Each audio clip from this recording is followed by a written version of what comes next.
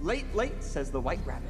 Hello everyone, welcome back to Woodstock Prod. I'm Woodstock, and today I'll be finishing up my two-part discussion of SpongeBob SquarePants' holiday specials. I previously discussed SpongeBob's 2 Halloween specials back in October, and now we'll be discussing 2 of SpongeBob's 4 Christmas specials, Season 2 Episode 8's Christmas Who, and Season 8 Episode 23's It's a SpongeBob Christmas. Now you might be wondering, why am I only talking about half the specials?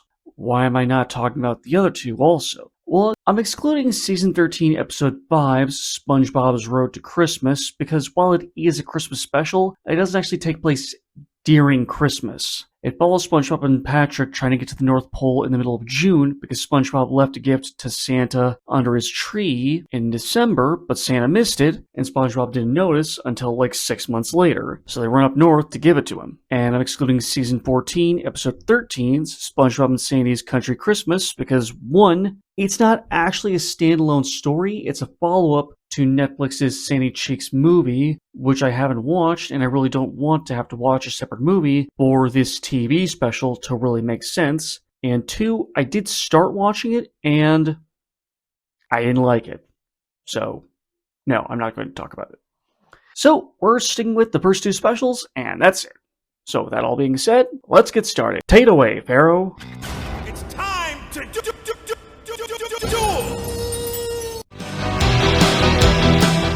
Okay, so before we get going, here's what the scope of my analysis will be. There's a bit more going on in these 2 specials than the 2 Halloween episodes, so there's going to be a bit more criteria. I'll still be talking about the best plot, best animation, and the best SpongeBob, and seeing as these are both Christmas specials, I'll also be talking about who I think is the best Santa. In addition to that, I'll be comparing the roles of Patrick, Squidward, Sandy, and Plankton, and I'll also be commenting on who I think is the best antagonist in both episodes, that being Squidward again in Christmas Who and Plankton in A SpongeBob Christmas. And seeing as these are both musicals, I'll also be comparing the best songs. These episodes also feature Patchy the Pirate and Potty the Parrot, so I'll be talking about the 2 of them as well. So with that all out of the way, take it away, Mr. Cumberbatch. Now, shall we begin?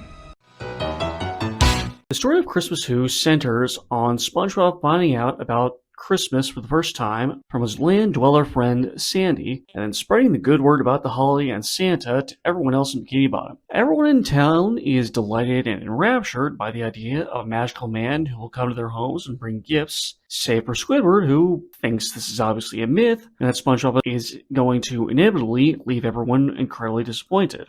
The entire city ignores him as per usual, and come Christmas morning, Squidward is proven right and everyone leaves. And everyone leaves SpongeBob alone as he processes the fact that he'd gotten his hopes up for nothing. Squidward tries to gloat about being right, but is taken aback when SpongeBob offers him a gift of his own, a hand-carved wooden clarinet SpongeBob had made for him because since Squidward never wrote a letter to Santa, SpongeBob assumed he'd be left out when the gift-giving happened. Squidward is touched and realizes he'd been a big jerk about this whole thing for no good reason, especially when all SpongeBob wanted to do was spread a little bit of joy to everyone. So, in an attempt to cheer up SpongeBob, Squidward dresses up as Santa and tells the little square dude that he did a good thing and that he's so proud of him. SpongeBob is so overjoyed that he tells everyone in town that Santa came after all, and Squidward is soon forced to gift his every single earthly possession to every single person in Bikini Bottom save for the clothes on his back. Squidward then receives a letter from Santa himself where he thanks Squidward for his help bringing Christmas to Bikini Bottom and says that he's been a real good boy this year.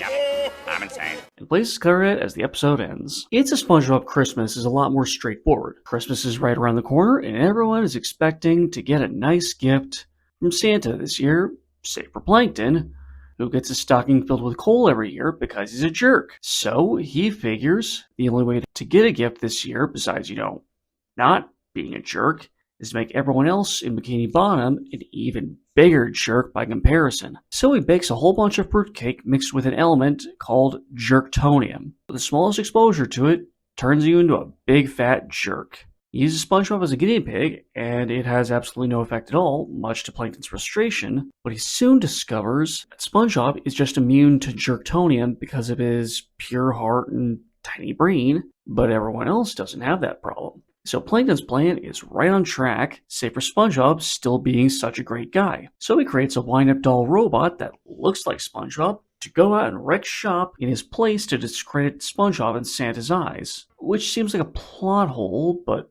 we can move on from that. SpongeBob notices everyone's changed behavior and goes to Sandy to figure out why everyone is being such a jerk. Sandy in turn sciences her way into figuring out not just that the fruit is laced with jerktonium, but also figures out the cure is a song which SpongeBob sings to the city. The song works just in time for Sandy to show up, but not in time for everyone to not make it onto the naughty list.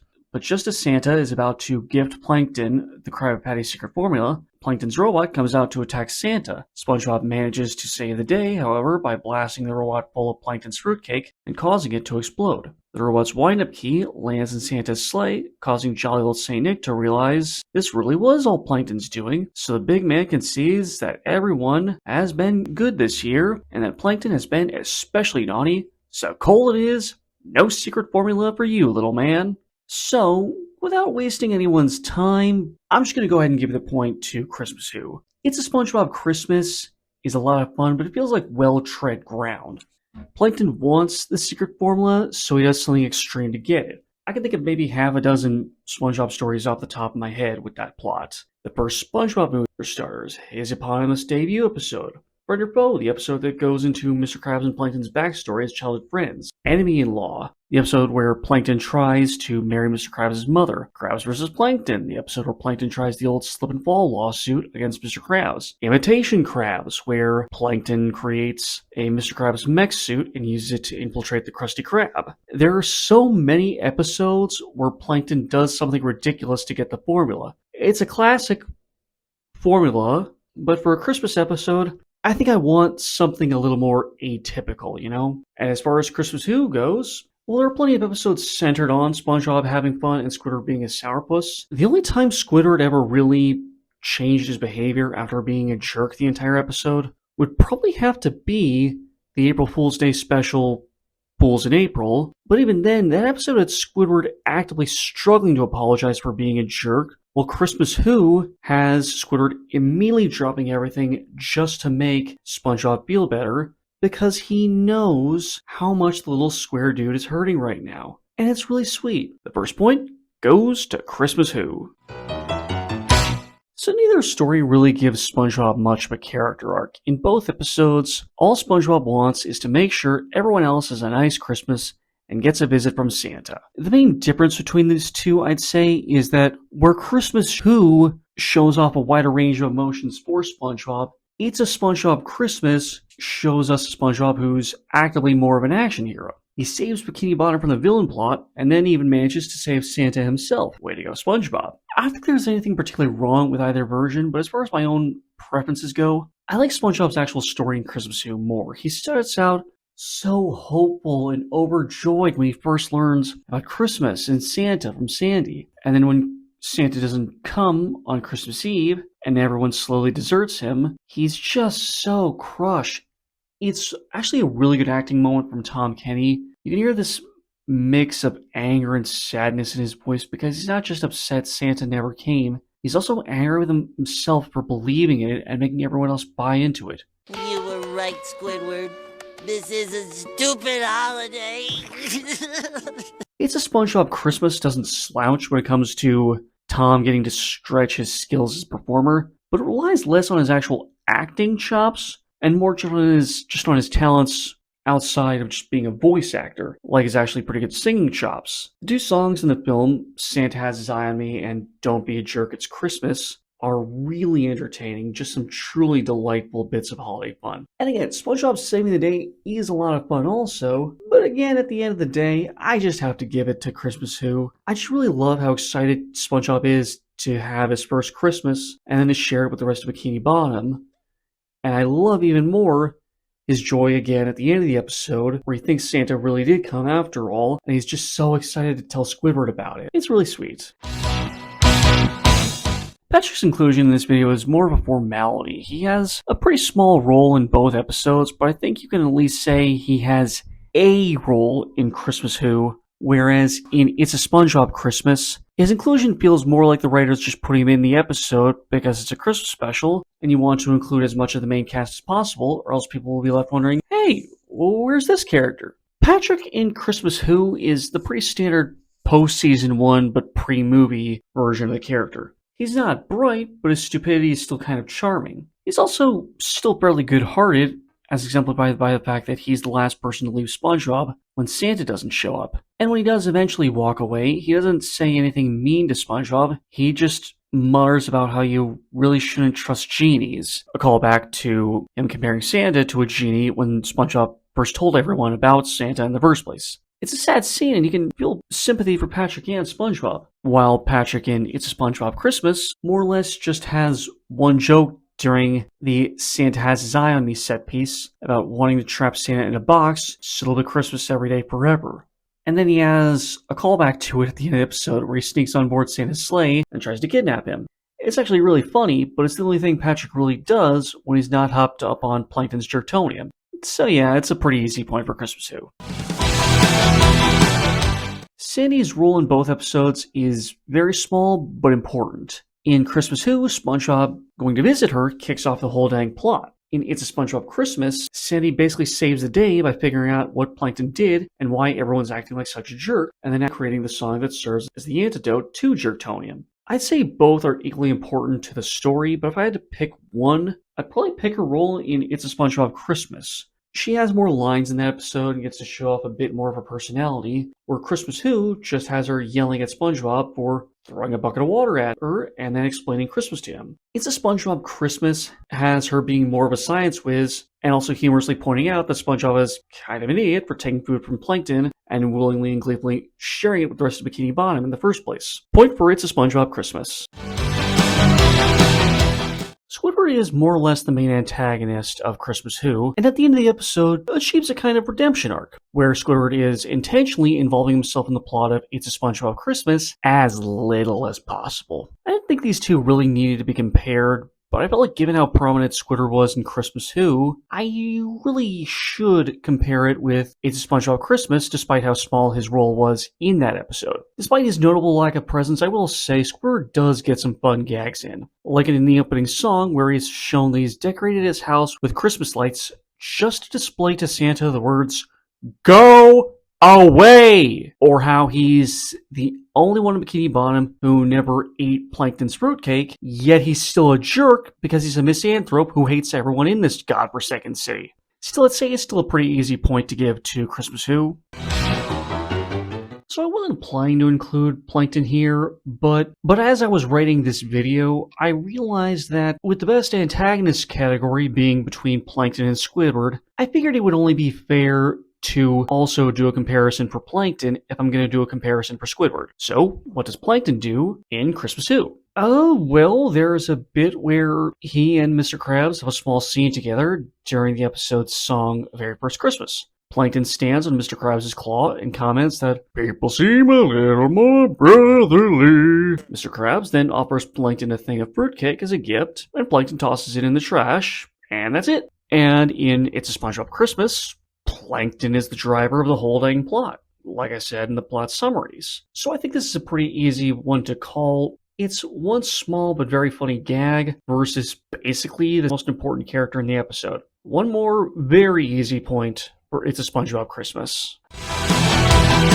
So as I said at the top of the video, the main antagonist of Christmas Who is Squidward, and the main antagonist of It's a SpongeBob Christmas is Plankton. And the preference on this really comes down to whether you prefer the more personal story of Christmas Who, or the more action-heavy story in It's a SpongeBob Christmas. For the two criteria, you really can't go wrong either way. Plankton is always a great villain. There's a reason why. There's so many episodes centered on Plankton trying to steal the formula. And Squidward being a curmudgeon always makes for great comedy, whether it's this episode, Bulls in April, Jellyfishing, SB129, or Squidville, or any of the other dozens of episodes with this premise. I think if I really had to choose, though, I'd probably go with Squidward in Christmas Who. His story isn't fundamentally better than Plankton's in It's a SpongeBob Christmas, but Squidward's story fits better with the theme of the season. I'm not sure if redemption is the most thought-of theme when it comes to Christmas. Usually people think of things like comfort, joy, generosity, being with your family and all that sort of thing. But redemption is a big thing too. Think about Scrooge and the Grinch. Or if you're religious, you might also consider that this whole holiday specifically exists to honor the arrival of a figure whose purpose was ultimately to redeem mankind. So Squidward going from actively mocking SpongeBob for believing in Santa and gloating over him never coming to actively posing as Santa just to make SpongeBob feel better, that's definitely a pretty solid redemption story. Plankton, however, gets no redemption story, and that's fine. It probably wouldn't be very in character if he did, but it just isn't very Christmassy, you know? Point for Christmas Who. Santa in both specials doesn't show up until the end of the episode, and in Christmas Who's case, he literally shows up at the very end of the episode after the plot's been wrapped up just to thank Squidward for all his help, which really makes you wonder if Santa actually did exist in this episode, why did he intentionally let everyone down and allow Squidward to give away everything he owns? It really makes Santa seem like such a jerk, but that actually makes it really hilarious. It's a SpongeBob Christmas also kind of has a plot hole in that if Santa is all-seeing, then why doesn't he realize what Plankton's doing? He knows everyone in Bikini Bottom has been acting like a jerk, and he knows about the SpongeBob robot, but he just assumes everyone in Bikini Bottom is just being a jerk on their own for no real reason, and that the robot impersonating SpongeBob is just SpongeBob. It's not great writing, but in all honesty, I can probably let it slide because where Christmas Who's Santa is portrayed by an animator named Mike Bell, the Santa in It's a SpongeBob Christmas is played by Hollywood A-lister freaking John Goodman. You know, from movies like Raising Arizona, The Big Lebowski, The Flintstones, The Emperor's New Groove, Monsters, Inc., Argo, 10 Cloverfield Lane. That John Goodman? Nickelodeon called that guy and asked him to be Santa Claus for an episode of SpongeBob. And he said, yeah, sure, I'll do it. And that by itself is freaking awesome. And on top of that, where Mike's Santa is deliberately played to be a bit loopy, John's Santa is just a more solid version of Santa. He's kind and friendly, but he's also firm and quick to draw the line. I also like how he sounds genuinely disappointed and kind of surprised when he comes to Bikini Bottom and has to break the news that, yeah, all of you guys are getting coal, and apparently the only nice one in this entire city is Plankton. I don't know how that happened. And I like that he doesn't make any excuses when it turns out he's wrong. He owns his mistakes and apologizes. So yeah, this is a pretty easy point for It's a SpongeBob Christmas. So, both episodes feature segments with Tom Kenny as SpongeBob's #1 fan, a pirate named Patchy, and his sidekick / nemesis, a puppet parrot named Potty. They open and close the show and reintroduce the episode at the end of every commercial, and they're both absolutely hilarious. The two of them constantly sniping at each other and often comically injuring each other is absolutely priceless. I'm tempted to give this one to Christmas Who, since Potty is voiced by SpongeBob's late creator, Steven Hillenburg, but I'm equally tempted to give it to It's a SpongeBob Christmas, the gang of Patchy and Potty imagining each other as their favorite foods while delirious from hunger. But then again, Christmas Who has Patchy reading a fan letter with the name and address being censored by the network. But then again, there's the fact that Potty and Patchy's whole mini storyline in It's a SpongeBob Christmas is a parody of the mailman in Santa Claus is Coming to Town, the Christmas special from Rankin Bass. Nah, screw it. This one's a tie. They're both too funny. I think It's a SpongeBob Christmas might actually be a little bit funnier when it comes to the Patchy segments, but Christmas Who, having Steven Hillenburg, it makes me sentimental. And Christmas is a sentimental time, so sue me. So technically, these episodes each have 2 songs. It's a SpongeBob Christmas has Santa Has His Eye on Me and Don't Be a Jerk, It's Christmas, and Christmas Who has Very First Christmas and Santa's Coming Tonight. 3 of these songs are done with actual accompaniment and meant to actually be enjoyable in a vacuum. And the last one is sung a cappella and is kind of deliberately meant to be annoying in universe because we're watching the scene from Squidward's perspective as he's trying to go to sleep. Between these 2 specials, I'd have to give it to It's a SpongeBob Christmas. It's pretty simple math, I'd say. 2 good songs outweighs 1 good song and 1 intentionally bad song.